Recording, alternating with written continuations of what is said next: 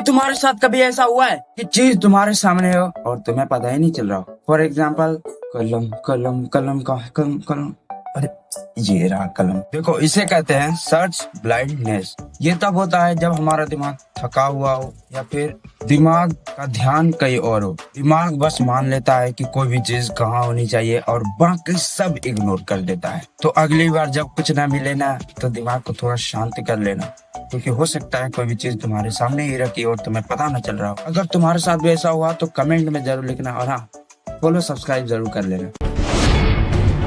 क्या तुमने कभी सोचा कि जब भी टीचर तुमसे कोई सवाल पूछती है और तुम्हें उसका जवाब हल्का फल्का मालूम होता है, तो तुम ऊपर नीचे बाएं दाएं देखते हो? क्यों? नहीं पता ना? मैं बताता हूँ। देखो, जब भी तुम कोई भी चीज सोचते हो तो दिमाग 0.1 सेकेंड की रफ्तार से उसकी हल्की फल्की इमेजेस बनाता है। तो क्या होता है कि, और हम कहते हैं कि रुक रुक रुक, याद है याद है याद है याद है याद है याद है याद है, और वैज्ञानिक इसे कहते हैं मेंटल स्नैपशॉट इफेक्ट। क्या तुम्हें पता है, अगर तुम अपने दोस्त के गंदे जोक पर भी हंसते हो ना, बस सिर्फ मुस्कुराते हो, तो भी तुम्हारा मूड ठीक हो सकता है। क्या बात कर रहे हैं? ये मजाक नहीं, पूरी साइंस। बताता हूँ कैसे, पहले मुझे फॉलो कर। देखो, एक एक्सपेरिमेंट में वैज्ञानिक ने लोगों से कहा कि आप मुंह में पेंसिल रखो, बिल्कुल ऐसे। और हुआ ये कि जिन लोगों ने मुंह में पेंसिल रखा ना, उनका दिल गार्डन गार्डन हो गया, मतलब मूड ठीक ठाक हो गया। तो अगली बार से मूड खराब हो ना, तो मुंह में ले लो वो सब नहीं, पेंसिल। देखो, तुमने इस बाबा के वीडियोस को तो देखा ही होगा। देखो, मैंने इस बाबा के वीडियो को खुद देखा है। मतलब पता नहीं क्यों लोगों ने इस बाबा को बाबा नहीं बल्कि पोकी बाबा बना के रख दिया है। जिसे एग्जाम्पल के लिए ये वीडियो देख लो। गुरुजी, मैं गुटखा खाती हूँ। कौन सा? राजरी। गुरुजी, छूट नहीं रहा है। कितने खा जाती हो रोज? गुरुजी, मैंने प्रण लिया था कि जिस दिन वृंदावन जाऊंगी, गुरुजी से मुलाकात होगी, उस दिन के बाद से खाना छोड़ दूंगी। अच्छा है आपका संकल्प। कितने के रोज खा जाती हो? 50 50 पैकेट? 50 रुपए का। 50 रुपए के रोज? हाँ। शादी गुरुजी, हो गई? मेरे जो पतिदेव हैं वो भी बहुत खाते हैं, कंपटीशन करते हैं। तो पहले आपने शुरू किया कि पति ने? हम एक खाएंगे तो 2, हम 2 खाएंगे तो 4। हाँ, तो आप पहले शुरुआत किसने की खाने की? शुरुआत वही किए थे, मुझे थोड़ा थोड़ा देते थे, फिर मुझे भी आदत पड़ गई। कौन है ये लोग? कहाँ से आते हैं? मतलब कोई भी कुछ भी बोल के चला जाता है इस बाबा के सामने, मतलब कुछ भी।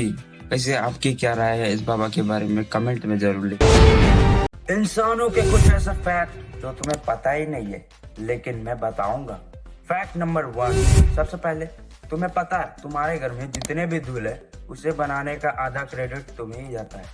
देखो, बताता हूँ कैसे।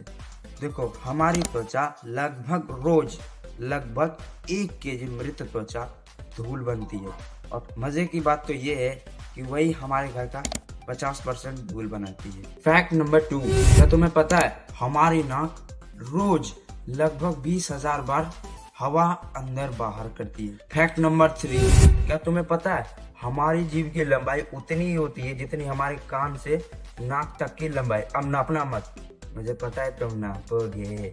बस ऐसे ही फैक्ट चाहिए तो फॉलो सब्सक्राइब करो ना मेरे। जानवरों के कुछ ऐसे फैक्ट जिसे सुनकर तुम भी यही कहो। क्या बात कर रहे हैं? सबसे पहला, डॉल्फिन। डॉल्फिन ही है दूसरा ऐसा जीव है, वो आपस में एक दूसरे को नाम से बुलाते हैं, बिल्कुल इंसानों की तरह जैसे हम बुलाते हैं ना। और तुम्हें पता है ठंड में कछुआ ठंड में सांस लेता है नाक से, पछवाड़े से सांस लेता है वो, पछवाड़े से। और तुम्हें बताऊं, पेंगुइन, इसे तो तुमने कहीं ना कहीं देखा ही होगा। तुम्हें पता है ये अपनी क्रश को प्रपोज करने के लिए क्या करता है? कंकड़ देता है, कंकड़, गुलाब का फूल नहीं।